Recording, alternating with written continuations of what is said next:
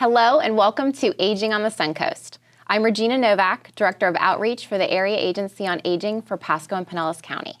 We are excited to bring you today's episode on how to prepare for hurricane season, because we know this is all on your minds. Hurricane season officially runs from June 1st through November 30th.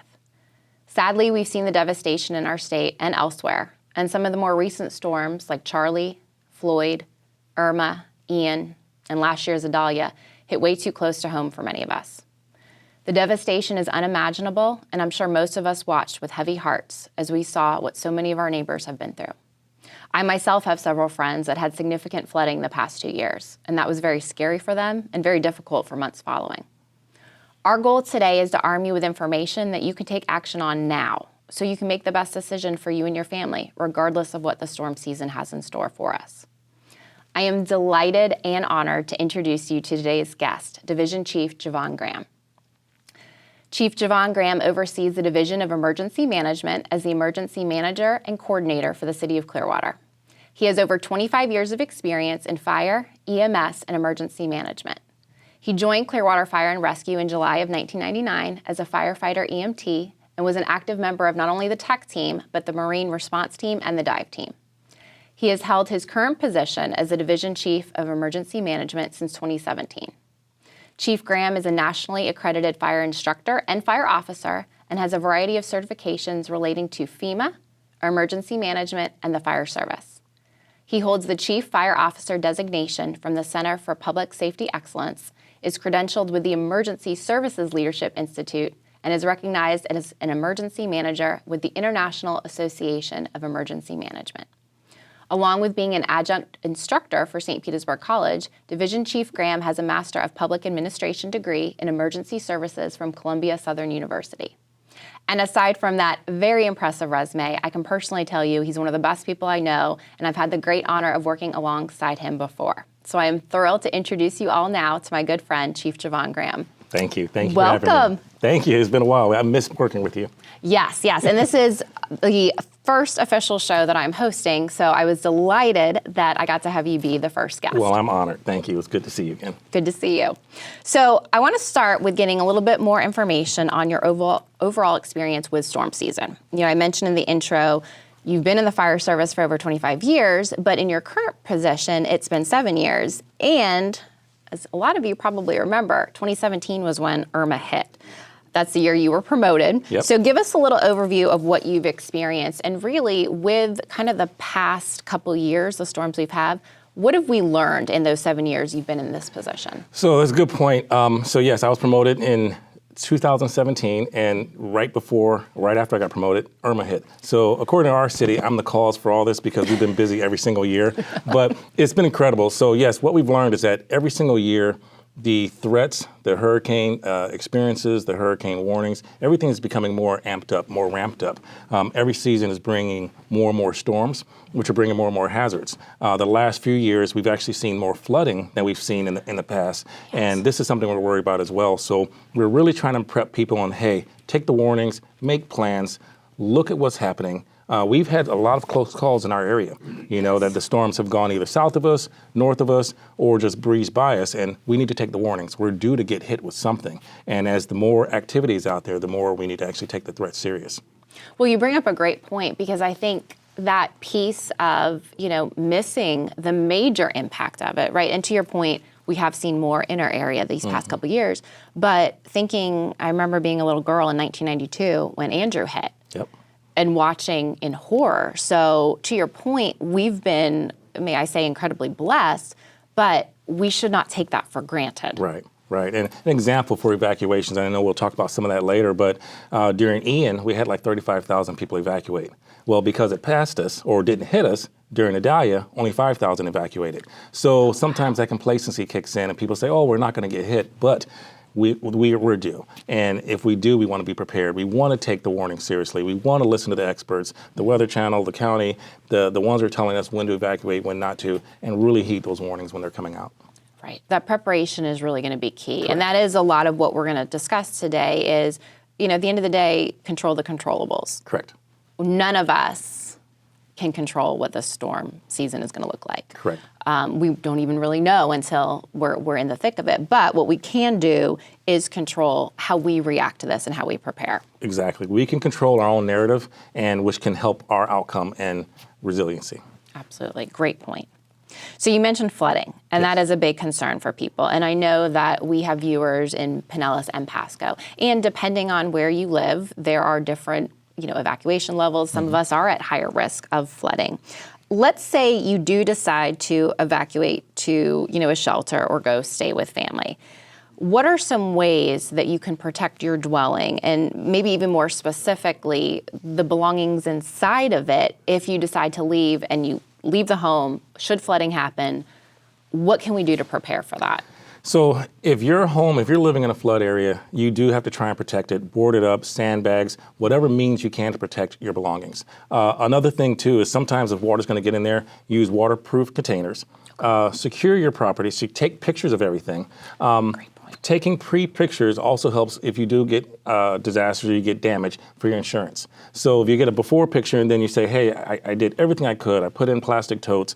I put it off the ground. I had it up high and it still got damaged. Then you're more likely to be able to get the insurance coverage and you can show what damage actually happened. One warning is we tell people if you're going to put it up high, don't put anything on your stove. A lot of times when people put stuff high, they put it on the stoves, counters, kitchen. Well, if you lose power or power gets turned back on and your stove is bumped, then you end up having a whole nother hazard because your house catches fire. And that's a whole nother thing that on top of the hurricane damage that you're dealing with. So try and board up, use sandbags, cover things. But again, waterproof materials, waterproof containers is the best thing to hold to cover your personal belongings that you can't take with you. And take pictures of everything. That is great information, because I think we kind of panic and forget, right? As if you are going to leave, you can't take everything. Correct. And there is that feeling of, what am I going to come home to? How do I protect it? So that's great information. And I'm glad you mentioned the sandbags, because that's always something that people do ask about. And since we're not in storm season, of course, now, do you want to just remind everybody that as the storm season, progresses, as we think there could be some issues, check your local websites in Pasco and Pinellas, because they'll have places where you can actually get sandbags. There's also some great resources as far as boarding up. One thing that I always love the most, I'm sure you can relate to this as well, is seeing the neighborliness that happens. Yeah. So like maybe your neighbor has extra things to board up. Maybe they're happy to help you. So it's thinking about those things ahead of time that you may want to have in place, and maybe even getting them now, Right. like water, Yep. before it gets to the point where everybody's looking for it. 100%. You need to prepare now. The best time to prepare is pre-season, not 3 days before a storm comes, because then everybody's scrambling. Everybody's trying to get their supplies.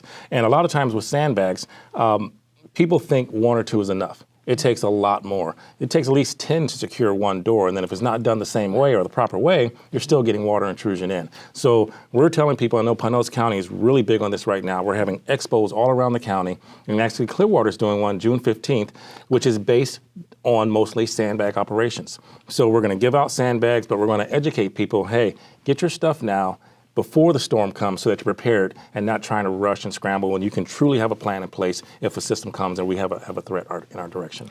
That is good to know. So sandbags, yes, and I think a lot of people, we just get them, but knowing how to use them Correct. properly. Right, because you can just throw it there, but then if it's not stacked the right way, it's pretty much just keeping water in as opposed to keeping it out. All right, good. So you mentioned the insurance piece, Yes. which is very important. So with the agency, one of the big things that we also focus on in June is World Elder Abuse Day.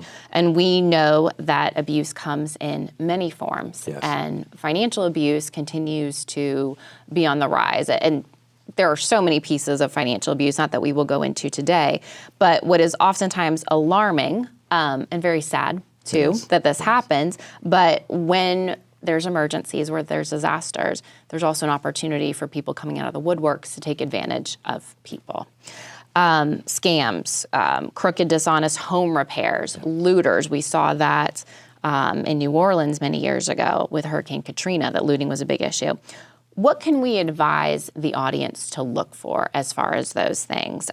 If I come back to my home and there's damage, who do I call and how do I know if something is legit or not legit? Right. So, and it's unfortunate because you're already dealing with a storm and then you have the worst people that do the worst things. Down in Fort Myers after Ian, they actually had people boating to the different islands and trying to loot people's property and steal things after the storm. So it is a serious problem that is out there. So one of the things, you talked about your insurance, taking pictures beforehand. At the beginning of the season, take pictures of your property so that you have that record and take good photos of your insurance papers, your documentation, have all that locked away. Virtual is good as well as having a physical place. Now everything can be done online. So if you have a picture of everything, you can submit that to your insurance company. Look out for fraud. Unfortunately, people during these times take advantage of everyone and including especially the elderly. So don't rush to get your repairs done right away. Make sure the person who's coming to do the work is licensed and insured. And a lot of times prefer that they're not from out of state.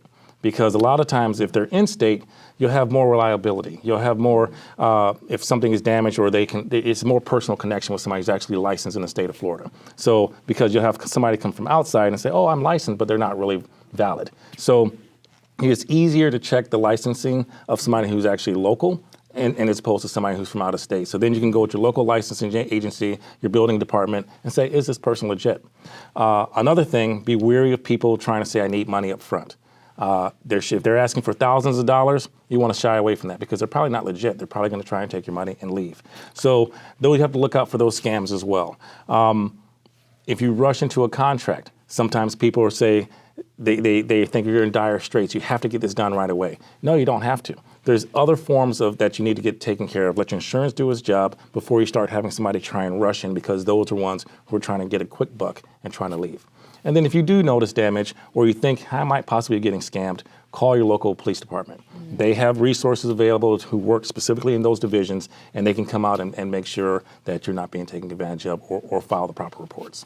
Wonderful. No, that's fantastic advice. I remember one thing I always heard too was when it's different if I'm calling you, correct. So I'm picking up the phone, you're my insurance company or you're my bank, for instance.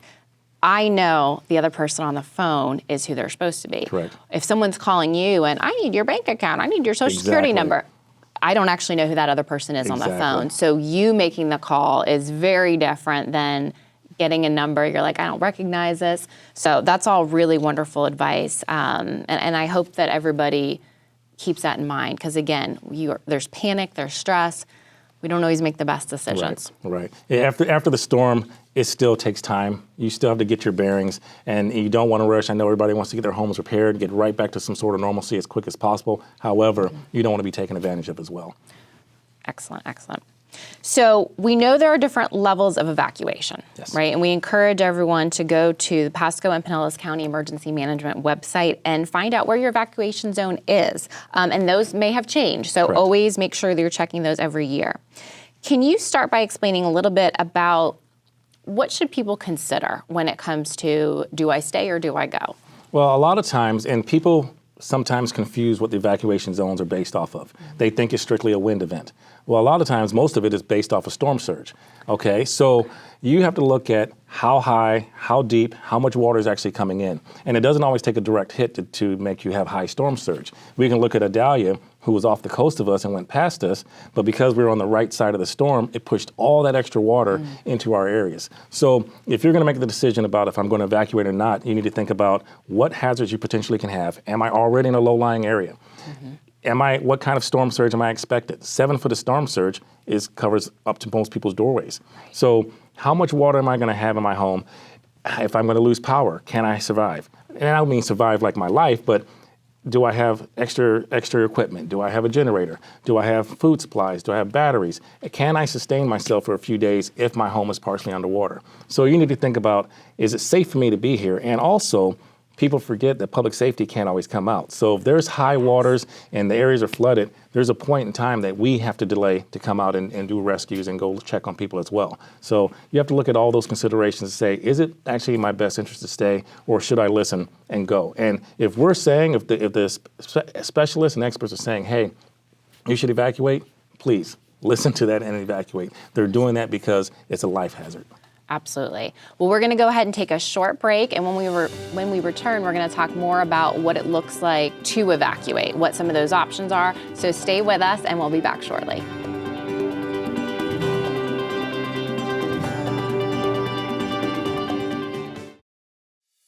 Pinellas County is working on a sea level rise and storm surge vulnerability assessment. We need you to take a quick survey to help evaluate our community's flood risks. Lots of community locations and services in Pinellas County are at risk from flooding. Now's your chance to let us know which of those are most important to you and why. We also want to know how flooding has affected you and your community. Your input will help us ensure the places and values that mean the most to you are considered in future initiatives to reduce flooding. This assessment will enable our local government to qualify for state funding for important projects that will help prevent flooding in our county. Please help protect our communities by taking a brief survey at pinellas.gov/flood survey.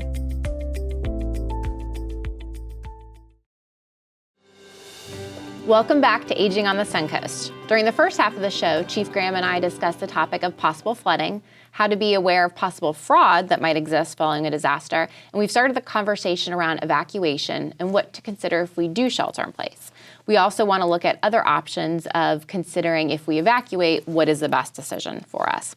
And before we went to break, I love that you mentioned about, you have to know when is kind of that time frame of if I'm going to leave, I do need to leave. Because at some point, all of us need to consider that, yes, first responders for a lot of us are kind of our superheroes, but you have families you have to go back to as well. And there could be some very catastrophic emergencies that do have to be attended to. So something for all of us to consider that we can't stay too late because we may be putting other people at risk as well. Right. And so timing is crucial and critical if you're going to determine if you're going to go or not. And that should be one of those plans you have beforehand. If you're going to go, maybe always consider that. And it doesn't necessarily have to be a long ways. It can be a short distance, just out of your evacuation zone. We're preaching now a lot of times, it's not hundreds of miles, but tens of miles. Mm-hmm. During Ian, a lot of people, and even but Ian specifically, a lot of people thought Tampa Bay was getting hit directly. Well, it went south. Well, we had people that evacuated to Fort Myers and went south, and they went right to the direction. So it's not hundreds of miles, tens of miles out of the immediate threat area, out of your evacuation zone. But you hit another key point. Timing is crucial, especially in Pinellas County. Pinellas County has 8 ways out of the county. 6 of them are bridges. So if you're looking at trying to evacuate, you can get landlocked very easily because everybody's trying to evacuate. Then you're running out of fuel. Roads become impassable. So your decision needs to be made timely on if you're going to go or not, when the warnings start coming out and when the projections are saying that you're going to get start feeling impacts. Yes, and none of us wants to be stuck on the road. No, not at all. And then like you said earlier, there's a point in time when public safety has to pull off the road. So for our fire stations, we do have 2 fire stations that are on the barrier islands, Sand Key and this Clearwater Beach. We have to evacuate those off the island.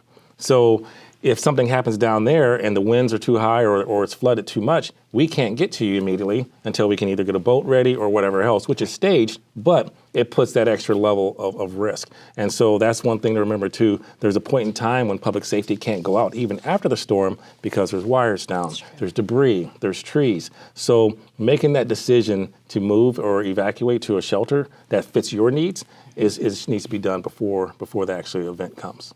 Absolutely. And that's kind of the next thing we want to get into is, there are different options to, you could go to family. Some people, again, go those hundreds of miles, some goes those tens of miles.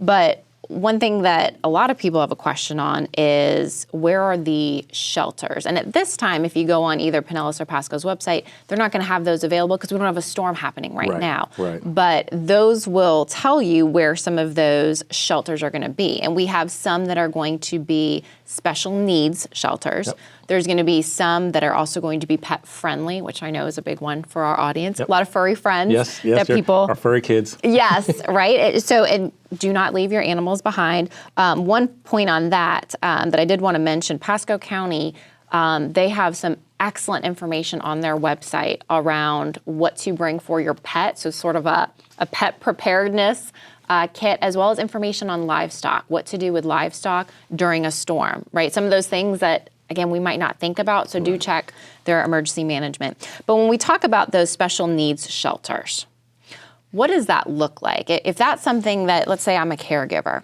right, and my care partner is going to need more care than maybe even sometimes I can deliver on my own. How do we go about registering for that? Is it something we do have to register for? What does some of those considerations look like? Most definitely, and you're exactly spot on. You have the 3 types of shelters: general population, pet-friendly, and special needs. Special needs, you should pre-register, because those are the ones that are for those who have different medical emergencies, oxygen dependent. They need electric capability all the time. Special needs shelters will always have a generator. And a lot of people don't realize, but most of the shelters are pretty much just a lifeboat. They're not guaranteed to have a generator. And so if you're going there, it's just your basic creature comforts. But if you have special needs or require special medical attention, you need to pre-register. You can go to Pinellas County or Pasco, but Pinellas County's emergency management site, and pre-register for special needs. And it'll walk you through everything you need to bring. So if you have special medications, you need to bring that. They'll give you your basics, but if you have extra oxygen you need to bring, or you have special medications that are specific to your case, you can bring that. But they lay out exactly what shelters those are going to be, and then before the storm comes, you're called to make sure, do you still need that shelter, or do you need to be picked up? Because those will definitely pick up and take you to those shelters that fit your needs. Excellent. But the key is pre-register. Do it now. And do it now. Nothing needs to be last minute. Nope. And a lot of times, like you said, with the shelters, the counties will post all the shelters. Okay. There's a lot of counties, there's a lot of shelters that are based out of schools, they're based out of rec centers. And so depending on the storm, depending on the expected impact, will determine exactly what shelters are going to open. So you won't know that until the storm is getting closer, and then you'll have to gauge, okay, this is the shelter I'm going to, or this is the one they're going to take me to. So we talked about transportation.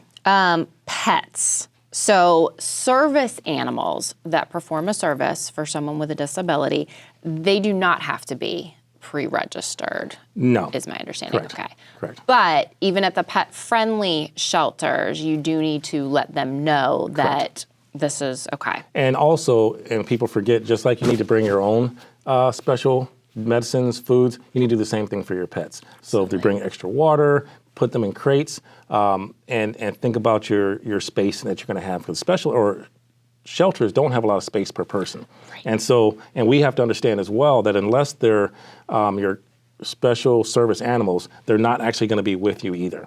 So your pets are going to be put in a crate, put in a separate area to take care of the other people who are going to be in the shelter. So you need to know that as well, that your pet may not necessarily be with you. You'll have access to them, but they have to look out for the space to put the max amount of people in the shelters. Absolutely. And I know there's some requirements too. I was on Pasco County's website, and they mentioned, vaccines and microchipping. Yes. So again, something that consider now to make sure that, again, your pet is able to come to that shelter.